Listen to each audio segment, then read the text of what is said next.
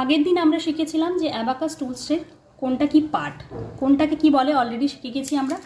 আজকে আমরা শিখব যে কিভাবে আমরা অ্যাবাকাস টুলসটাকে হোল্ড করব, how to hold an abacus tools. Okay, তো ফার্স্ট আমাদেরকে দুটো পয়েন্ট মনে রাখতে হবে। সেই দুটো পয়েন্ট কি যে রাইট হ্যান্ডার হয় আর লেফট হ্যান্ডার হয়। যারা রাইট হ্যান্ডার হবে তাদের ক্ষেত্রে কি করে হোল্ড করবে, আর লেফট হ্যান্ডারদের ক্ষেত্রে একটু ডিফারেন্ট ওয়েজ আছে। First of all, pencil always pencil abacus করার সময় হোল্ড করতে হবে হাতে। তার কারণ কি, যে পেন্সিলটা এই জন্য হোল্ড করতে হবে, অ্যাবাকাসের আমাদের একটা বেনিফিটই হলো যে আমাদেরকে ফার্স্ট থেকে ফাস্টার করতে হবে যাতে করে সময় বাঁচানো যায়। তো সময় বাঁচাতে গেলে আমাদেরকে পেন্সিলও হোল্ড করতে হবে আর অ্যাবাকাস টুলসেও ম্যাথটা তাড়াতাড়ি করে করতে হবে সলভ। তো যারা রাইট হ্যান্ডার হবে, রাইট হ্যান্ডার যাদের, তো সেক্ষেত্রে পেন্সিলটা কিভাবে হোল্ড করবে সেটা একটা মেথড আছে। তাদের ক্ষেত্রে এই যে মিডিল ফিঙ্গার, রিং ফিঙ্গার আর লিটিল ফিঙ্গার দিয়ে এইভাবে পেন্সিলটাকে হোল্ড করবে, আর ফ্রি রাখতে হবে থাম finger and index finger.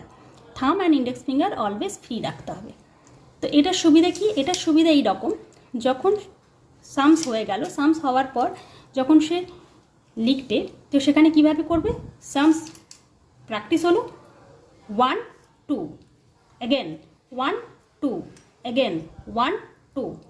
R left হ্যান্ডারের ক্ষেত্রে কি, লেফট হ্যান্ডারের ক্ষেত্রে অলওয়েজ পেন্সিলকে এইভাবে ক্যারি করবে, আর থাম ফিঙ্গার আর হচ্ছে লিটিল ফিঙ্গারের ঠিক এইভাবে ক্রস করে তারা কি করবে 1 2 পজিশন, অ্যাগেন 1 2 পজিশন। তো এটা হচ্ছে পেন্সিলকে হোল্ড করার সিস্টেম অ্যাবাকাসের সময়।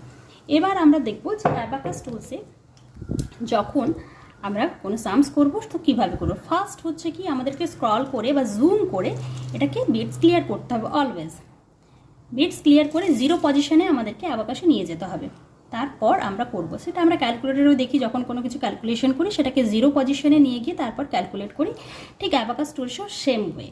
আমরা আগের দিন জেনেছিলাম কি, যে আমাদের এই যে রাইট হ্যান্ড, এই রাইট হ্যান্ডটা হচ্ছে ইউনিট প্লেস, আর এই পয়েন্টটাকে, মিডিলের এই পয়েন্টটাকে আমরা কনসিডার করেছিলাম ইউনিট পয়েন্টার হিসেবে।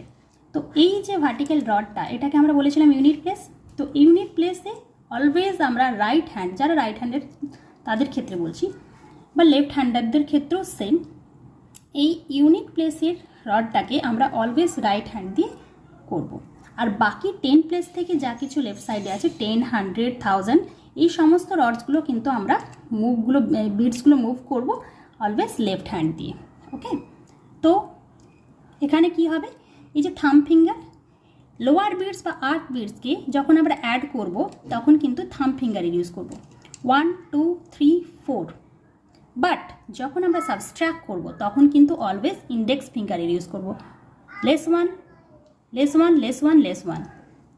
অ্যাডিশন বা সাবস্ট্রাকশন বোথ আমরা ইন্ডেক্স ফিঙ্গার ইউজ করব, রাইট হ্যান্ডের index finger. Add 5 less 5, add 5 less 5। Okay, 10 rod থেকে বাকি সমস্ত রডস আমরা কিন্তু কি করব, এই লেফট হ্যান্ড ইউজ করব। লেফট হ্যান্ডের ইউজ করব আমরা এই দুটো ফিঙ্গার, থাম অ্যান্ড ইন্ডেক্স। থাম ফিঙ্গার কি করব, অলওয়েজ আর্ক বিটস বা লোয়ার বিটসকে অ্যাড করার জন্য, add 10 add 10 add 10 add 10 add 100 add 100 add 100 add 100 এভাবে। কিন্তু যখন লেস করব তখন always index finger, always index finger, index down index down index down index down.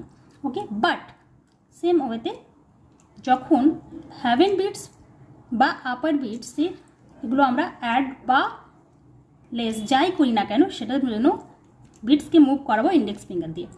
Index down index up, less add index down less index up. Okay, এরপর আরেকটা জিনিস জানার আছে, সেটা হচ্ছে আমাদের বাটারফ্লাই নাম্বার।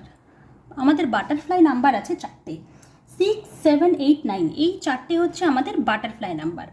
বাটারফ্লাই কেন বলা হয়, বিকজ এই বাটারফ্লাই নাম্বারটা কিন্তু অলওয়েজ বাটারফ্লাই যেমন লিঙ্ক করে না, সেভাবেই বাটারফ্লাইয়ের মতো। দেখুন 6 pinch in butterfly, less 6 pinch out butterfly, 7 pinch in butterfly, less 7 pinch out butterflies, add 8 less 8, add 9 less 9.